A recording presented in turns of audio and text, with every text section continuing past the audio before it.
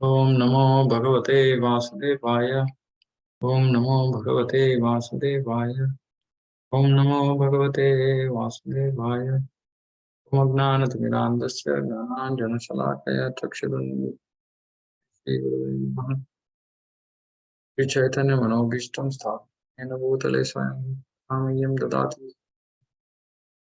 तेहं श्रीगुरो श्रीयुतपदकमलं श्रीगुरुन् वैष्णवांश्च रूपं साग्रजातं सागररघुनाथान्वितं तं साद्वैतं सावधूतं कृष्णचैतन्यदेवं राधा कृष्ण पादान सागण ललिता श्री विशाखान्वितांश्च हे कृष्ण करुणा सिंधु दीनबन्धु जगत्पते गोपेश कान्ता राधा कान्ता नमोस्तुते तप्तकाञ्चन गौराङ्गी राधे वृन्दावनेश्वरी भानुसुते देवी प्रणमामि।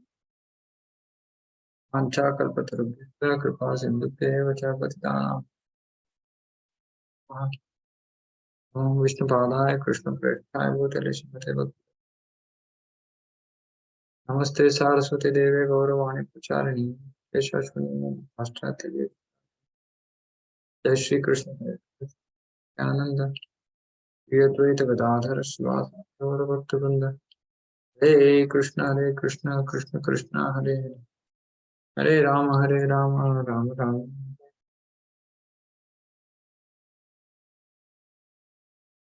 हरे कृष्णा अध्याय 2 श्लोक 8।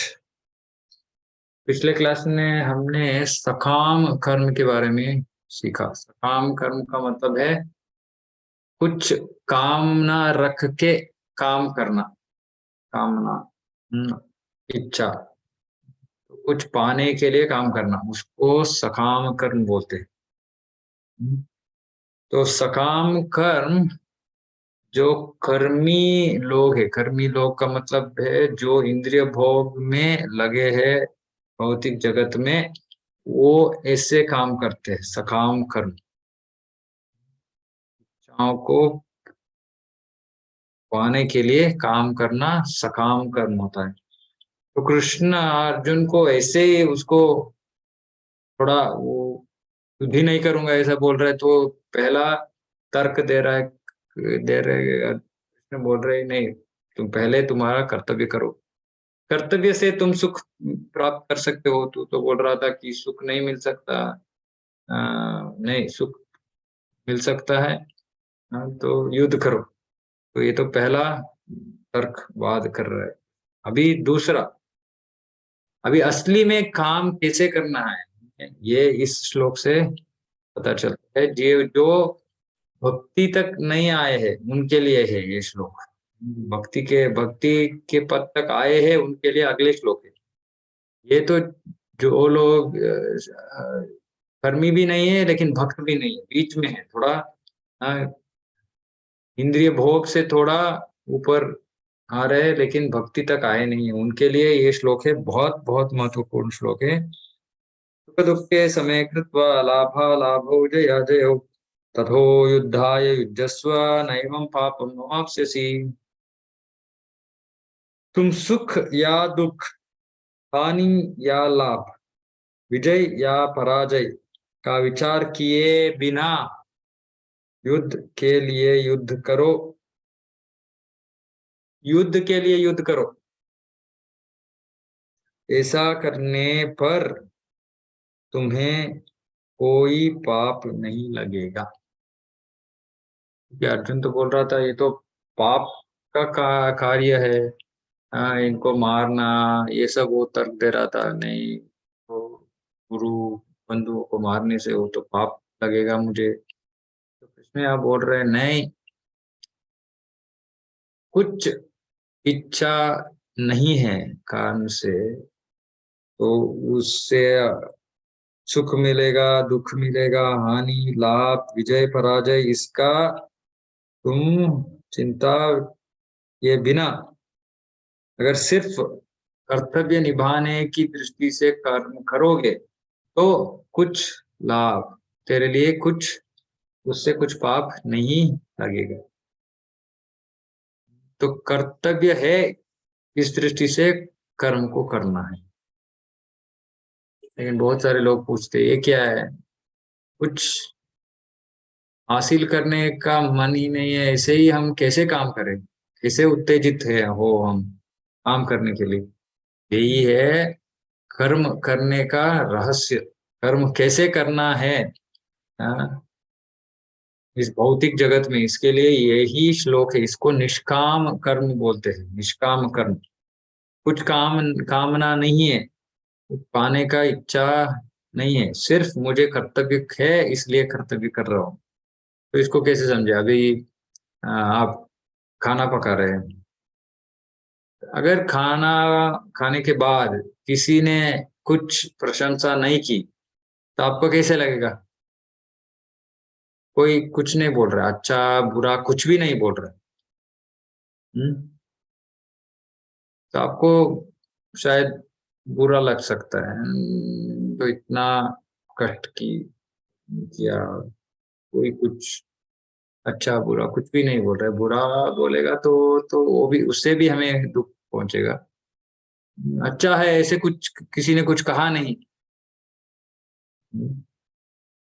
तो कृष्ण आप बोल रहे हैं नहीं, उसका एक्सपेक्टेशन ही मत रखो, खाना पकाना तुम्हारा कर्तव्य है और पूर्ण श्रद्धा से करना है। ऐसे नहीं कि ओ कोई कुछ नहीं बोल रहा है तो मैं कल से कुछ भी ऐसे ही पकाऊं, नहीं।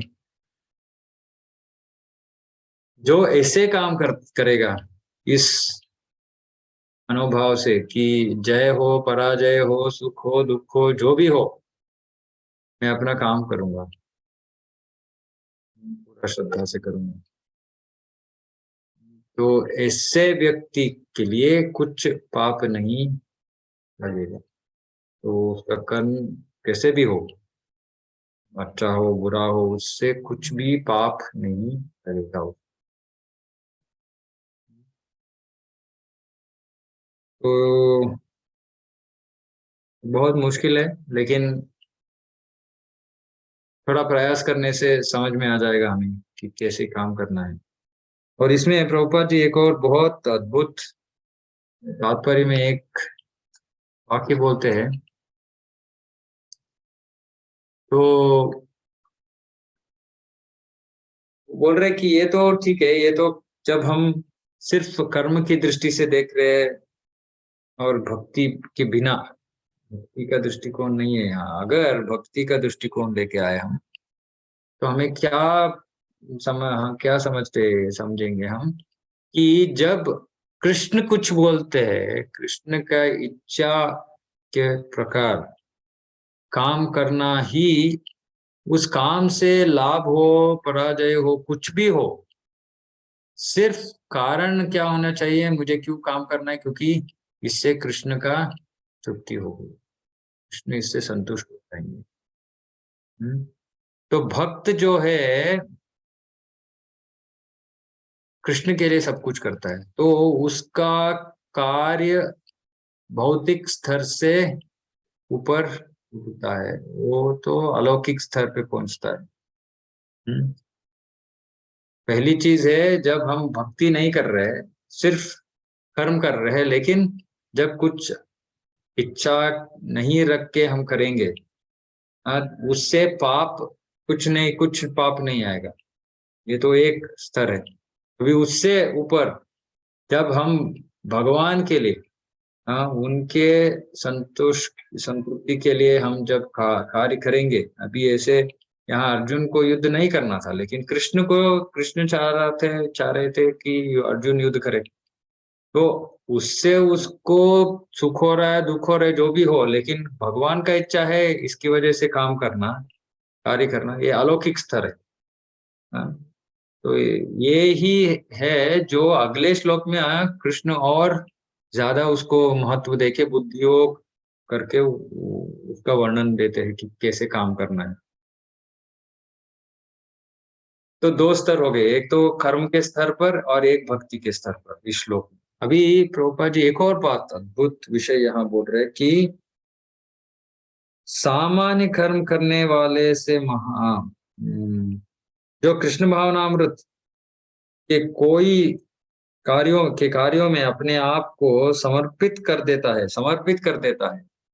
जो अपने आप को कृष्ण भावनामृत के कार्यों में समीप अपने आप को समर्पित कर देता है, वो सामान्य कर्म करने वाले के समान किसी का कृतज्ञ या ऋणी नहीं होता। तो जब हम कृष्ण भावनामृत में काम कर रहे हैं, हमारा किसी का कुछ ऋण या कृतज्ञ ऋण नहीं रहता, कोई ऋण नहीं रहता है। ऋण का मतलब क्या है? यहाँ भागवत में बोलते हैं, देवर्षि भूताप्त नृणाम पितृणाम ना किंकरो नायम ऋणी च राजन सर्वात्मनाय शरणम शरण्यम गतो मुकुंदम परिहृत्य कृतम। तो ये बोल रहे हैं, जिसने अन्य समस्त कार्यों को त्याग कर, अन्य समस्त कार्यों को त्याग कर मुकुंद श्री कृष्ण की शरण ग्रहण कर ली है, वह न तो किसी का ऋणी है और न किसी का कृतज्ञ। चाहे वे देवता, तो 6 प्रकार के ऋण हैं हमारा मनुष्य जन्म में। देवता, साधु, सामान्य जन, परिजन, मानव जाति या उसके पितर ही क्यों न हो। तो क्या है? देवर्षि, देवता, देवर्षि, ऋषि, देवता, ऋषि, देवर्षि, भूता, भूता ये सामान्य जीव, आप्त जो हमारे बंधु मित्र, भूत आप्त, दृढ़ाम मनुष्य, पहले वाला सामान्य जीव, कोई भी किसी जंतु के जीव, और ये मनुष्य, देवर्षि, भूत आप्त, नृणाम, पितृणाम, पितृ हमारे पूर्वज। ये 6 प्रकार के हमारे जो ऋण हैं, इसको मनुष्य जन्म में हमें चुकाना है। नहीं चुकाएंगे तो वो तो पाप हो जाएगा। तो इसलिए यह प्रभुपाद जी बोल रहे, जो जिसने वो पूरा समर्पित भाव से कृष्ण भावनामृत के कार्यों में लगा है, उसका कुछ भी ऋण नहीं रहता, उसको कुछ करने का जरूरत ही नहीं है इसके बारे में। किसी का ऋण चुकाने का उसका कुछ जरूरत नहीं है उसके लिए।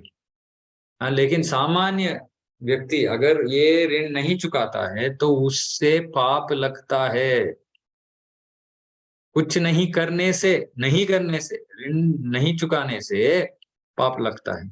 ऐसे नहीं कि हम कुछ बुरे काम कर रहे, नहीं, बुरा नहीं है काम, नहीं कर रहे कुछ। कितने लोगों को यहाँ पता है कि देवों का ऋण कैसे चुकाया जाता है, ऋषियों का ऋण कैसे चुकाया जाता है। तो हमको कुछ इसके बारे में कुछ ज्ञान भी नहीं है, तो ऋण कैसे चुकाएंगे हम? तो ये भौतिक संसार में, ये भौतिक जीवन है ना, ये बहुत रिस्की है। हमको पता ही नहीं है कि हम कैसे जीवन बिता रहे हैं, उससे क्या होगा, कुछ भी पता नहीं। इसलिए यहाँ प्रभुपाद जी बोल रहे, नहीं, अगर हम कृष्ण भावनामृत में पूर्ण रीति से हम समर्पित हो गए, तो ये सब ऋण हमको पता है नहीं पता है, चुका रहे नहीं चुका रहे, कुछ भी फर्क नहीं पड़ेगा। इससे हम प्रभावित नहीं होंगे, हमारे ऊपर कुछ प्रभाव पाप का पुण्य का कुछ भी नहीं होगा हमारे ऊपर। तो इतना सेफ है, हमें प्रोटेक्ट करता है, रक्षा मिलेगा इससे। हाँ, तो किस तरह हमें काम करना है, किस तरह भगवान की संतृप्ति के लिए है? अगर भक्ति के स्तर पर नहीं है तो निष्काम रूप से काम करना है। ये 2 हंत है, 2 स्तर है। तो ये ही है कर्म करने का रहस्य। अभी कृष्ण आगे जाके, अभी अगले श्लोक में जो सबसे महत्वपूर्ण विषय है, इसी कर्म करने की रीति को बुद्धि योग कहा जाता है, बुद्धि योग। तो कृष्ण अभी अगले श्लोक में ये बता रहे, ये शाते विहिता सांख्ये बुद्धि योगे त्विमां शृणु बुद्ध्या युक्तो यया पार्था कर्म बंधम प्रहास्यसि। तो यहाँ भी यही बोल रहे कि कर्म बंधन से तुम मुक्त हो सकते हो। क्या करने से? यहाँ मैंने वैश्लेषिक अध्ययन द्वारा इस ज्ञान का वर्णन किया है। अब निष्काम भाव से कर्म करना बता रहा हूं, उसे सुनो। हे पृथापुत्र, तुम यदि ऐसे ज्ञान से कर्म करोगे तो तुम कर्मों के बंधन से अपने को मुक्त कर सकते हो। तो यहाँ इस निष्काम भाव से कर्म करने के बारे में बता रहे हैं, लेकिन इसमें एक और नया शब्द का उपयोग किया है भगवान ने। वो बोल रहे बुद्धि योग। बुद्धि योग, तो बुद्धि योग का मतलब क्या है? बुद्धि से योग युक्त होना। बुद्धि, जब हम हमारी बुद्धि को भगवान की सेवा में लगाते हैं, उसको बुद्धि योग कहते हैं। निष्काम कर्म या बुद्धि योग। बुद्धि योग का मतलब भी यही है, निष्काम है कि हमको कार्य से कुछ फल का अपेक्षा नहीं है, लेकिन सिर्फ निष्काम रहने से। हाँ, ओके, मैं काम कर रहा हूँ, मुझे इस कार्य से कुछ लेना देना नहीं है, ठीक है, वो तो निष्काम कर्म है। लेकिन वो जब भगवान के संबंधित हो जाता है तो उसको बुद्धि योग कहते हैं। तो यहाँ प्रभुपाद जी तात्पर्य में बता रहे हैं कि अर्जुन तो बोल रहा था युद्ध नहीं करना है। तो ये तो इंद्रिय भोग के ऊपर था, क्योंकि उसको तो इतना वो सोच रहा है, ये तो इससे मुझे कुछ खुशी नहीं मिलेगी, ये तो पाप हो जाएगा, ये वो, तो ये सब तो पूरा इंद्रिय भोग के ऊपर आधारित था, क्योंकि वो तो कृष्ण का आदेश ऐसे तो नहीं देख रहा है। तो अपने आप के दृष्टिकोण से देख रहा है कि मैं करूंगा तो ये क्या होगा, मेरा जीवन में तो कुछ अच्छा तो कुछ नहीं होगा, और बुरा ही ज्यादा हो रहा है, होगा, तो नहीं चाहिए मुझे। संसार में लोग इसी इंद्रिय भोग के कारण काम कर रहे हैं। क्यों काम कर रहे हो? मुझे ये पाना है, वो पाना है, इससे पैसे, बहुत पैसे मिलना है, वहां उससे मैं ये खरीदूंगा, वो खरीदूंगा। तो सिर्फ इंद्रिय भोग के दृष्टि से ही लोग काम कर रहे हैं। और यहाँ बोल रहे हैं कि निष्काम करो, कुछ इच्छा मत रखो। हम्म। तो यही है जो बुद्धि योग है, उसका मतलब क्या है कि हम जीवन में बहुत सारे कार्य में लगते हैं, लेकिन बुद्धि जो भगवान ने दी है, उस बुद्धि को हम यूज करके हमें क्या करना है कि उस कार्य से भगवान को कैसे संतुष्ट करें, उसके बारे में सोचना है हमें। हमारे बुद्धि से,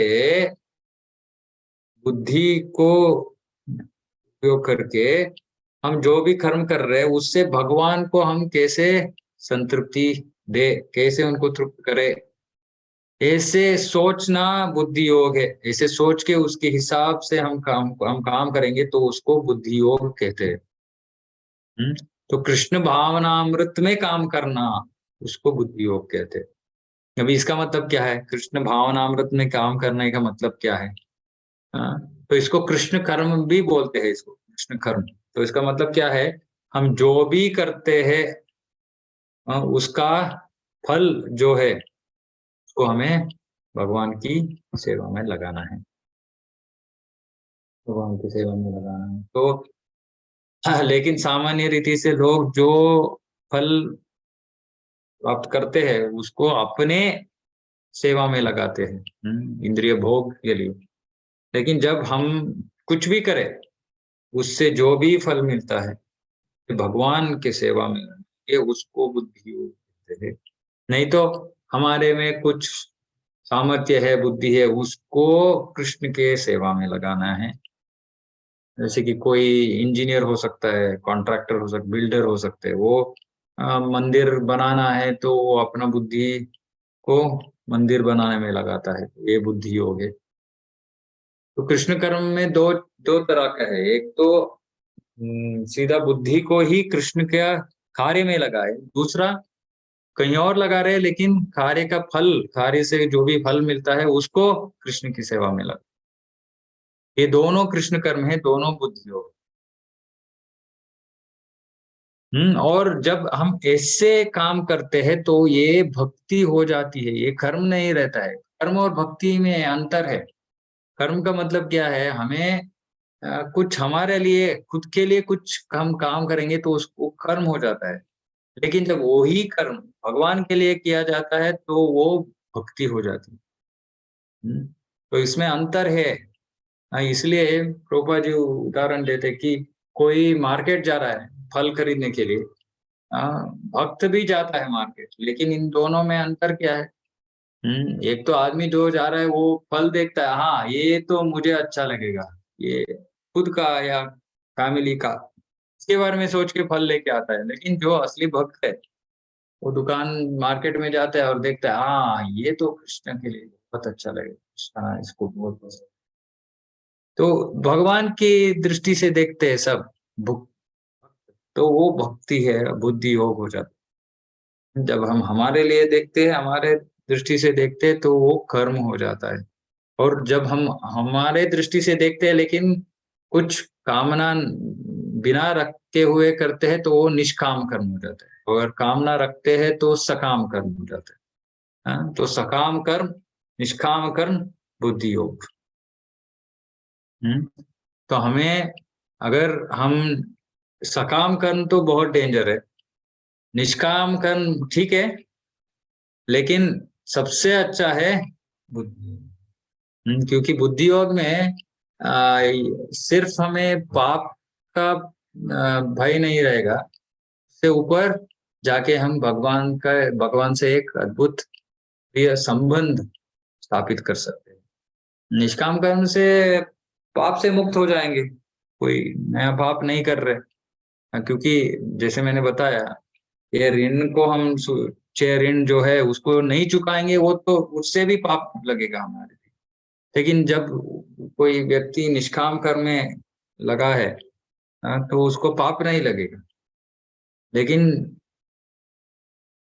क्योंकि वो काम नहीं कर रहा है, जो काम कर रहा है उससे पाप नहीं लगेगा, लेकिन जो ऋण है उससे तो वो बचेगा नहीं। अगर ऋण को नहीं चुकाएगा तो उससे वो पाप लगेगा। लेकिन जो भक्ति में, बुद्धि योग में जुड़ा है, वो कुछ ऋण नहीं चुका रहा है, फिर भी उससे कुछ पाप नहीं है, और जो कर्म कर रहा है उससे भी पाप नहीं। तो पाप का तो नामो निशान नहीं रहेगा। बुद्धि योग जो भक्त है, जो बुद्धि योग में लगा है, उसका जीवन में पाप का कुछ स्थान ही नहीं है। तो सकाम कर्म, निष्काम कर्म, बुद्धि योग। तो हमें बुद्धि योग में काम करना है। इसका मतलब है अपना बुद्धि को भगवान की सेवा में लगाना है, हाँ, या फल को भगवान की सेवा। तो ये बहुत महत्वपूर्ण चीज है। किसी को कुछ इस विषय के ऊपर कुछ प्रश्न है तो पूछ सकते हैं, क्योंकि ये भक्ति और कर्म के बीच में जो अंतर है वो इस श्लोक से पता चलता है। बुद्धि योग में काम करना है। किसी का कुछ प्रश्न है? कि अगले श्लोक तो अद्भुत है, वो तो मैं आज मैं स्टार्ट नहीं करूंगा, क्योंकि उसमें अजामिल का कथा है, तो वो तो खास नहीं करूंगा। विषय के ऊपर कुछ प्रश्न है, या विषय के ऊपर प्रश्न है तो फिर 5 मिनट।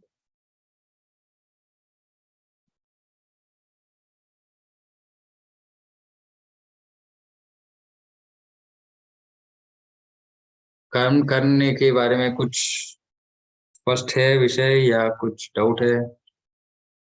कर्म कैसे करें?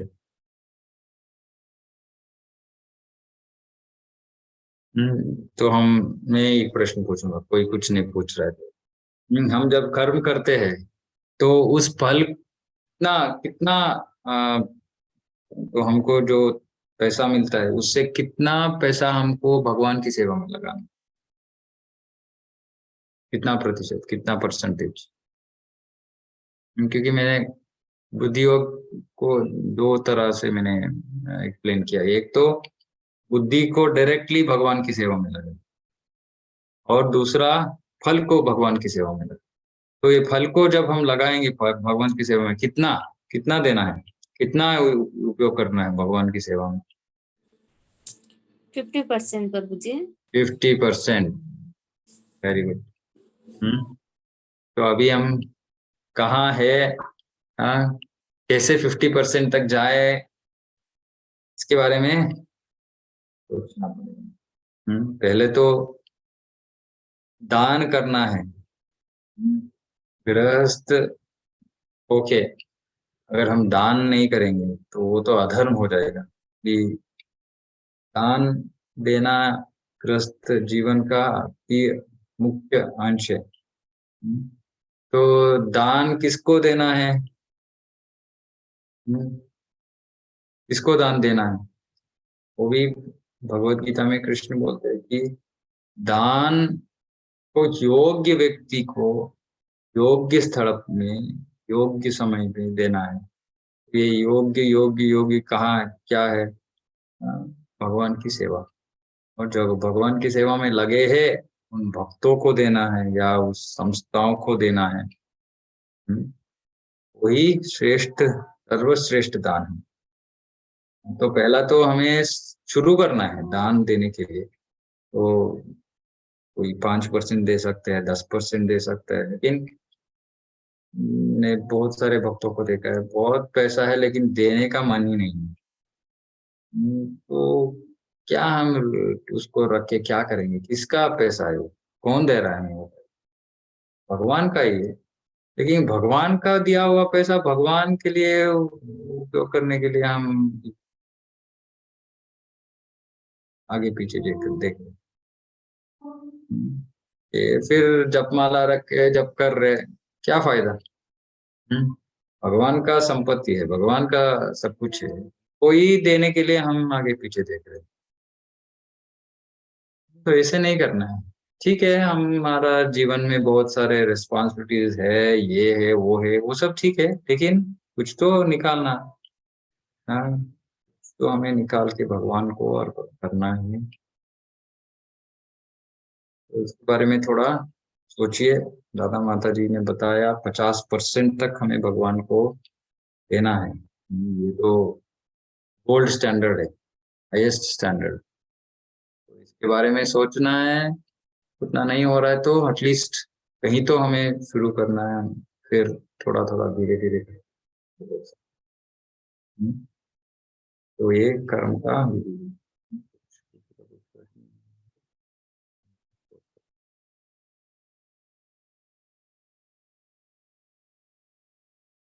ओके, किसी का कोई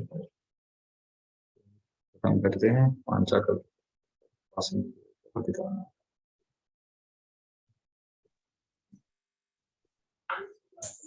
हरे कृष्ण। हरे कृष्ण। हरे कृष्ण। हरे कृष्ण प्रभु जी। हरे कृष्ण।